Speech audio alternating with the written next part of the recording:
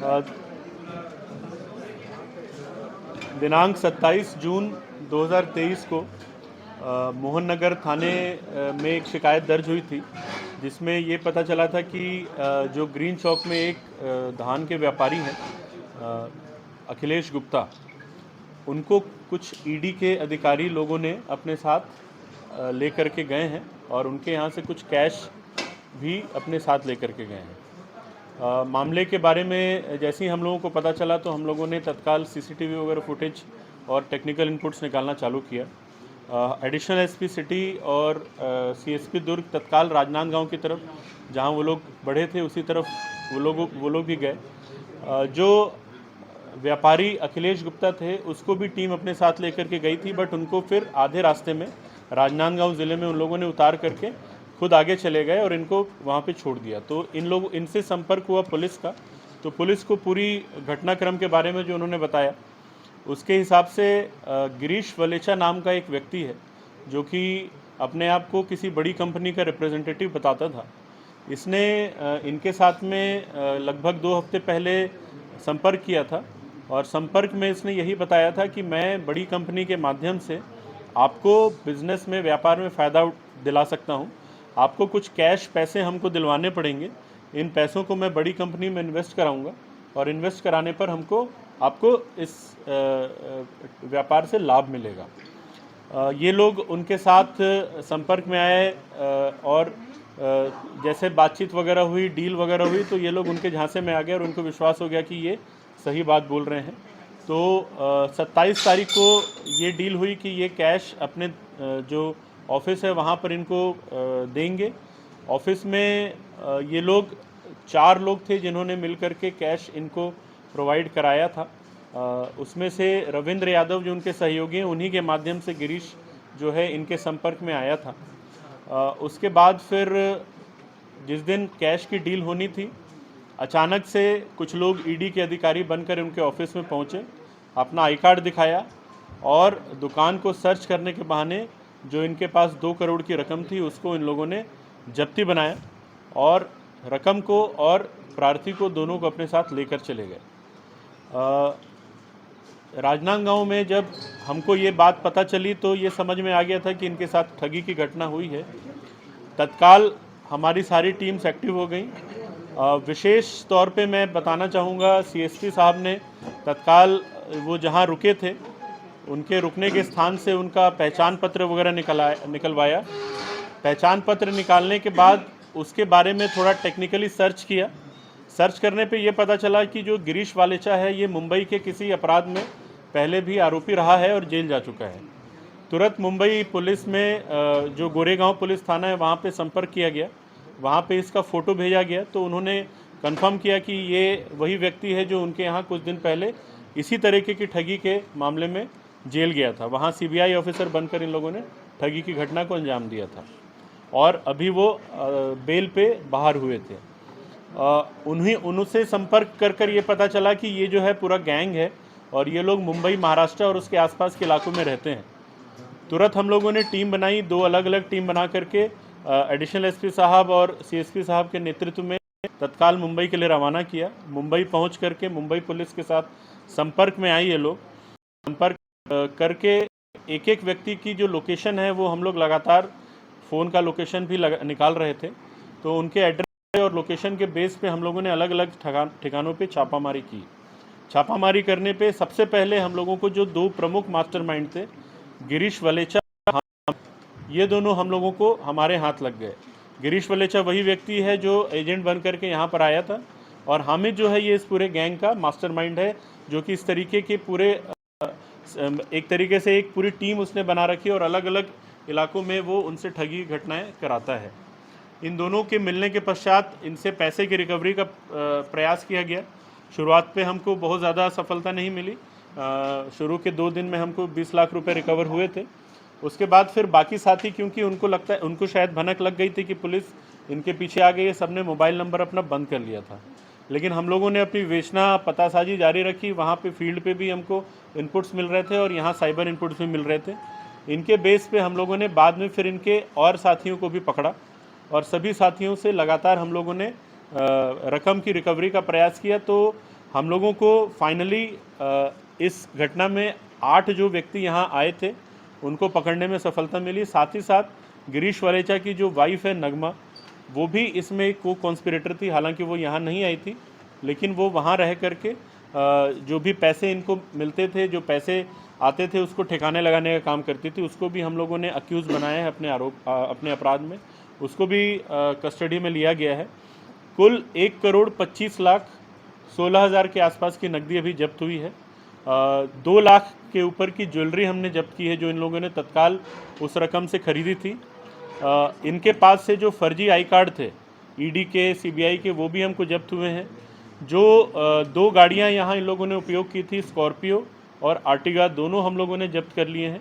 और फर्जी number plates मिले हैं। आप देख सकते हैं कि पीली बत्ती भी, जो ये अपने आप को पुलिस का या एनफोर्समेंट एजेंसी का अधिकारी बता करके चलते थे, तो बत्ती भी है। और फर्जी मीडिया का भी आईडी वगैरह इन्होंने रखा है इनके। तो गजानन ने अलग अलग महाराष्ट्र में कुछ व्यापारियों से संपर्क कराया, और गजानन का छत्तीसगढ़ में भी कुछ एजेंट से संपर्क था। उसने यहाँ के एजेंट से संपर्क कराया, और यहाँ के एजेंट्स ने फिर जो व्यापारी अखिलेश गुप्ता जो पीड़ित हैं, उनसे इनका संपर्क कराया। तो ये पूरा चेन बना, जिसमें महाराष्ट्र से छत्तीसगढ़ तक का लिंक बना है। हम लोगों ने इस मामले में जितने एजेंट्स हैं सबसे विस्तृत पूछताछ की। सबकी पूरे मोबाइल डिटेल्स, कॉल डिटेल्स, सबका डॉक्यूमेंट्स खंगाला है, लेकिन इनका इस अपराध में कोई संलिप्तता अभी तक प्रमाणित नहीं हुई है। उसके संबंध में कोई एविडेंस नहीं मिला है। मुंबई पुलिस से भी, क्योंकि उन लोगों ने भी अपने एक केस में इनको पहले ऑलरेडी आरोपी बनाया था, वहाँ से भी हम लोगों ने पूरे जो डॉक्यूमेंट्स वगैरह चेक किए हैं। तो ये लोग एक गैंग के तौर पे काम करते हैं। गैंग संभवतः और बड़ा है। अभी भी हम लोग 3 लोगों की तलाश कर रहे हैं जो कि इस पूरे घटनाक्रम में शामिल थे। वो 3 अभी फरार हैं। हमारी टीम अभी भी उनको तलाश करने के लिए रुकी है। तो हमें उम्मीद है कि उनकी गिरफ्तारी होने के पश्चात और भी कुछ रिकवरी हमको मिल जाएगी। इस पूरे कार्रवाई में एडिशनल एसपी साहब ने, सीएसपी दुर्ग ने और प्रभात ने मिलकर के बहुत अच्छे से टीम को लीड किया है इन लोगों ने, और साथ साथ डीएसपी क्राइम राजीव शर्मा साहब ने। इन लोगों ने फील्ड पे भी पूरे टीम का मार्गदर्शन निर्देशन किया। साथ साथ साइबर इनपुट्स पे भी काफ़ी ज़्यादा काम किया है, जिससे कि हम लोगों को मतलब ये हम लोगों के लिए सबसे बड़ा अचीवमेंट है कि इस तरीके की घटना में गैंग को आइडेंटिफाई करना बड़ा मुश्किल काम होता है। लेकिन घटना के मुश्किल से 6 घंटे के अंदर अंदर हम लोग पूरी गैंग को आइडेंटिफाई कर चुके थे। बस हमको समय लगा मुंबई पहुंचना और उनके लोकेशन को मिलना। बट फिर भी पहले 30 घंटे के अंदर अंदर हम लोग जो 2 मुख्य इसके आरोपी हैं उनको हम लोग पकड़ चुके थे, उनको कस्टडी में ले चुके थे, और उनसे फिर हम लोगों ने रिकवरी की प्रोसेस भी स्टार्ट कर दी थी। तो ये बहुत ही अच्छा एक ऑपरेशन रहा, जिसमें हम लोगों को काफ़ी बड़ा अमाउंट जो ठगी में गया था रिकवर करने में सफलता मिली है। लगभग 60% हमने रिकवर कर लिया है। अभी हम इनका पुलिस रिमांड भी लेंगे, और हमें उम्मीद है कि कुछ और भी हम इनसे रिकवरी कर पाएंगे। इनके काफ़ी सारे बैंक जो खाते हैं उनको हम लोगों ने फ्रीज़ कराया है, क्योंकि कुछ ठगी का पैसा इनके खातों पे भी गया था। तो पूरी टीम को वरिष्ठ अधिकारियों ने भी बधाई दी है। साथ साथ हम लोग भी वरिष्ठ अधिकारियों से इनाम की अनुशंसा कर रहे हैं पूरी टीम के लिए, जिसने ये सफलता दिलाई है। और मुझे उम्मीद है कि आपके माध्यम से लोगों को ये जानकारी भी मिलेगी कि ईडी, सीबीआई जैसी एजेंसियां जब आती हैं तो उनका एक प्रॉपर प्रोसेस होता है छापामारी का, जब्ती का। तो कभी भी कोई ऐसे आपके पास आते हैं तो एक बार खुद भी इंश्योर हो जाएं, और अगर मौका है तो पुलिस से ज़रूर संपर्क करें, ताकि इस तरीके की ठगी किसी और के साथ ना हो सके। पैसा कहाँ छुपा के रखे थे? ये सारे जो पैसे हैं इन लोगों ने रास्ते में बांट लिया था। ये 2 करोड़ का जो सम है, ये इन लोगों ने पहले ही मुंबई पहुंचने से पहले, इसमें से बल्कि 2 आरोपी हमको नासिक से मिले हैं। ये पैसे भी नासिक में उनके पास रखे थे। कुछ लोगों ने अपने घर में छुपा रखा था, कुछ लोगों ने रिश्तेदारों के यहाँ भी छुपा रखा था, कुछ बैंक लॉकर्स वगैरह से भी हमको मिला है। तो अलग अलग ठिकानों पे पैसे छुपा कर रखे हुए थे। अभी जो हम लोगों के यहाँ पे आए थे, दुर्ग में आए थे, 11 लोग आए थे, जिसमें से 8 लोग हमारी कस्टडी में हैं। 3 अभी भी फरार हैं, उनको भी पकड़ने का प्रयास किया जा रहा है। लेकिन हमारा ऐसा विश्वास है कि ये हो सकता है इसमें दूसरी जगह, क्योंकि ठगी वगैरह ये लोग करते हैं, तो और भी कुछ लोग हों जो कि इनके साथ शामिल होते रहे हों और अलग अलग रोल प्ले करते रहे। पुलिस की टीम में कितने लोग थे? लेकिन मास्टरमाइंड जो है इस पूरे ग्रुप के, वो सारे के सारे पकड़े गए हैं। सर पुलिस की टीम कितने की टीम गई थी सर? पुलिस की शुरुआत में 2 टीमें हम लोगों ने भेजी थी। उसके बाद फिर क्योंकि आवश्यकता बढ़ रही थी वहाँ पे काफ़ी जगह हमको मैं बता दूं, मुंबई में अकेले हमारी पूरी टीम ने 2500 किलोमीटर का सफ़र तय किया है, अलग अलग जगह ठिकानों पे छापे मारने के लिए, अपराधियों को पकड़ने के लिए और रकम ये करने के लिए, रिकवर करने के लिए। और लगातार सुबह से लेकर रात तक, मतलब मैं तो जिस समय भी मेरी पूरी टीम से बात होती थी, ये लोग कहीं ना कहीं बाहर या तो किसी का छापेमारी में जाते रहते थे, किसी का इंतज़ार करते थे, या तो इंट्रोगेशन करते रहते थे। 10 पुलिस स्टेशन से कोऑर्डिनेट किया है। इसमें एक महत्वपूर्ण बिंदु ये भी है कि हम लोगों को Maharashtra police, specially Mumbai police से बहुत ही ज़बरदस्त सपोर्ट मिला, मतलब एक अभूतपूर्व सपोर्ट मिला। हम लोगों ने बस उन तक एक बार मैसेज पहुंचाया कि हमारे यहाँ ऐसी घटना हुई है। पहले दिन भी जब हम लोग को पता चला था कि ये लोग महाराष्ट्र की तरफ निकल रहे हैं, तो गोंदिया से लेके मुंबई तक नाकेबंदी का पूरा उन लोगों ने आदेश निकाला था। हालांकि ये लोग अंदर अंदर के रास्ते से गए तो नाकेबंदी में नहीं पकड़ा पाए। और उसके बाद भी लगभग 10 अलग अलग पुलिस स्टेशन से हम लोगों ने संपर्क किया। सभी ने हमको पूरी तरीके से सहयोग दिया आरोपियों को पकड़ने में और पैसों की रिकवरी में। तो इसके लिए भी हम अपनी तरफ से उनको धन्यवाद भी देते हैं, और हम लोग अपनी तरफ से जो भी उचित उनके लिए प्रोत्साहन इनाम होगा वो हम देंगे। सर, कोई एजेंट्स भी गिरफ्तार हुआ है क्या इसमें? नहीं, इसमें कोई एजेंट गिरफ्तार नहीं हुआ है। इसमें जो मैंने बताया, जो एजेंट्स जिनके माध्यम से लोगों ने संपर्क किया था, वो खुद भी इसी झांसे में थे कि ये लोग किसी बड़ी कंपनी के एजेंट, मतलब बड़ी कंपनी के रिप्रेजेंटेटिव हैं, और जो बिजनेस डील है वो फेयर डील है, इसमें इनको कमीशन मिलेगा, इनको फ़ायदा होगा। कितने का ये टोटल ठगी कितने का हुआ? टोटल ठगी 2 करोड़ की हुई थी। जो रकम था एग्जैक्टली 2 करोड़ का रकम इन लोगों ने उनको प्रॉमिस किया था, और 2 करोड़ का रकम ये लोग लेकर गए थे। इसमें से 1 करोड़ 26 लाख हमने रिकवर कर लिया। पूरा पैसा एक ही व्यक्ति का था? नहीं, अलग अलग व्यक्तियों से मिला है, जैसे मैं अभी बताया। जो पीड़ित है एक ही है या लोग उसी का गया है कि अलग? जो इन लोगों ने पीड़ित से भी अभी हमारी जो बातचीत हुई है, जो विस्तृत पूछताछ हुई है, तो क्योंकि ये पैसा इन्वेस्ट करने के लिए इनसे संपर्क किया गया था, तो इन्होंने अपने कुछ साथियों को भी बताया था कि इस तरीके से पैसा इन्वेस्ट करने से सबको फ़ायदा होगा। तो 2-4 लोगों ने मिल करके ये पूरा पैसा इकट्ठा किया। 1 करोड़ 26 लाख 16 हज़ार। ये इन्हीं के ग्रुप के साथी हैं। अभी बहुत ज़्यादा मैं उनके बारे में डिटेल नहीं बताना चाहूँगा। हम लोग क्योंकि उनको पकड़ने का प्रयास और पैसे रिकवरी का प्रयास कर रहे हैं, तो 11 में से 3 लोग हैं। 11 में 3 है, वो 3। अगर वो 3 मिल जाएंगे तो टोटल 12 हो जाएंगे। वो 3 मतलब बहुत ही लोअर निचले स्तर। इनका जो मास्टरमाइंड है वो पहली बार पकड़ा गया है। मास्टरमाइंड है इनका मास्टरमाइंड पहले कर्नाटक और मुंबई की कार्रवाई में कभी नहीं पकड़ा गया है। सिर्फ दुर्ग पुलिस की कार्रवाई में पहली बार इनका मास्टरमाइंड जो है वो पकड़ा गया। बाइट या तो बाइट दिलवा दीजिएगा पीड़ित। हाँ तो बताइए ना। वो अब हम उनको फोर्स नहीं करेंगे, हम उनको बोल देंगे, अगर वो देना चाहेंगे तो दे देंगे। ठीक है, वैसे आप लोगों ने बात तो की होगी उनसे भी। वो नंबर दूसरे बोल दीजिए, कोई दूसरा बात कर रहा है, मतलब नहीं आना चाहता।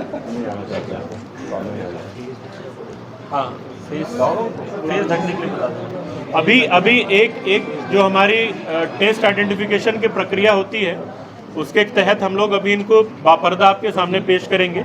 एक बार कोर्ट में वो पहचान परेड की कार्रवाई हो जाएगी, उसके बाद फिर इनका जो मास्टरमाइंड हामिद है, उसको पहली बार पकड़ने में, पुलिस को पकड़ने में सफलता मिली।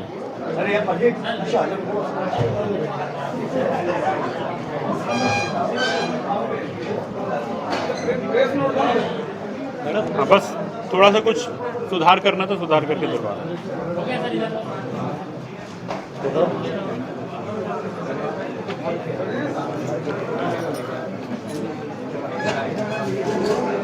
आराम से आराम से।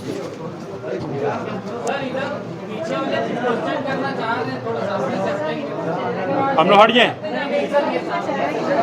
थोड़ा जगह बना दीजिए भाई, पीछे वाले भी। हमें आइडेंटिफिकेशन परेड का हमारा प्रोसीजर बाकी है, जिसकी वजह से इनका चेहरा जो है वो ढका गया है। नहीं, चेहरे की बात नहीं, सवाल करने के लिए यहाँ पे जगह बना।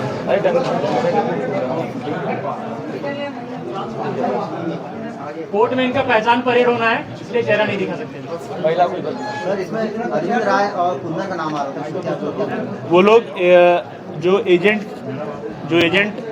गजानन था, उसके पहचान के, पुराने पहचान के थे, उन लोगों ने इससे परिचय कराया था।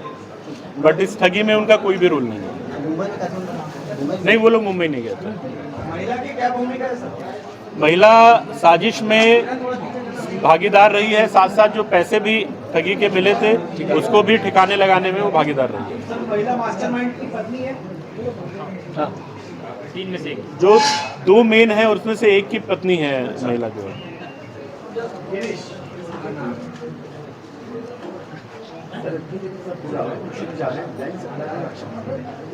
लिख तो जा रहे हैं।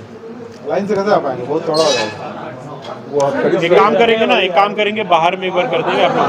कार के सामने खड़ा करेंगे। स्कॉर्पियो और अर्टिगा के सामने। हाँ ठीक है सर, वो बढ़िया है। सर मास्टरमाइंड कहाँ का रहने वाला? मुंबई। अच्छी लगेगी, बताओ। सर प्रेस वाला जो आईडी था यूज हुआ था कि सिर्फ बरामद हुआ है? हमारे यहाँ यूज नहीं हुआ है। देख करके तो लग रहा है कि वहाँ यूज किया गया वहाँ है पहले। बाकी अपराध में यूज किया गया होगा ये चीजें।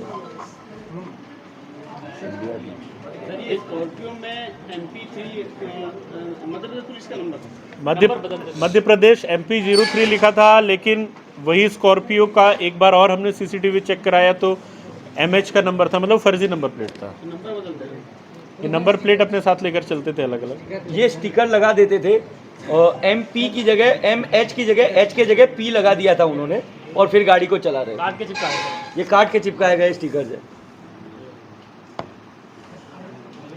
इसमें पूरी क्राइम की ACCU की जो टीम गई थी, थाने की जो टीम गई थी, और हमारे जो भी यहाँ से साथी गए थे उन लोगों ने बहुत ही मेहनत किया है। मतलब ये तो मैंने भी देखा है, और इतनी मेहनत करने का ही परिणाम है कि इतना बड़ा अमाउंट जो हम लोग को रिकवर होता है। टोटल ऑपरेशन में कितना टाइम लगा पकड़ने में? 27 तारीख की घटना है। पहली गिरफ्तारी जो हम लोगों ने 29 को कर ली, 28 को कर ली। मतलब 28 रात तक हम लोगों ने हिरासत में ले लिया था, पूछताछ चालू कर दी थी, और विधिवत 29 तारीख को फिर उनसे रिकवरी वगैरह करके गिरफ्तारी चालू की थी, जो पहले 2 लोग का। फिर अगले 2-3 दिन के टाइम पीरियड में बाकी सबको भी हम लोगों ने नैप कर लिया था।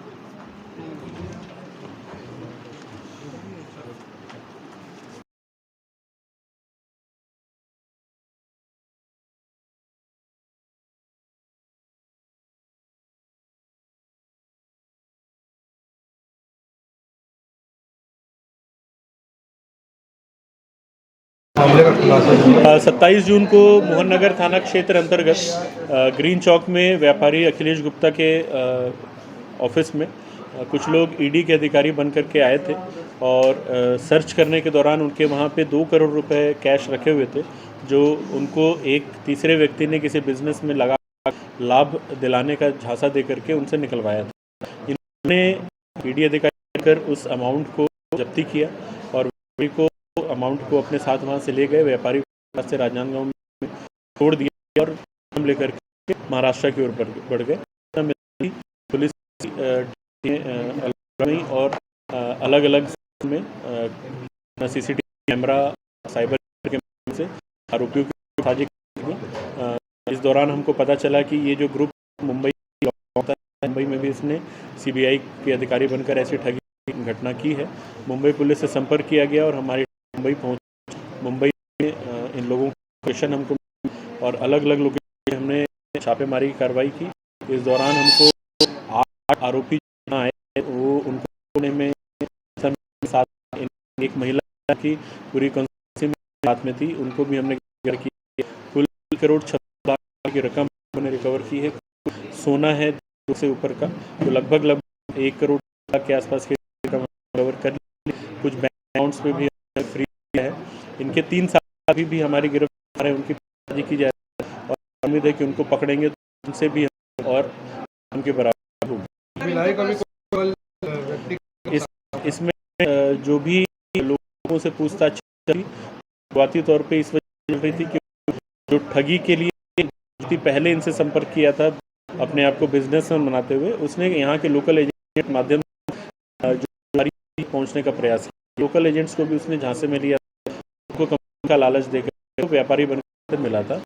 लोकल का कोई भी हम गवर्नमेंट नहीं मिला।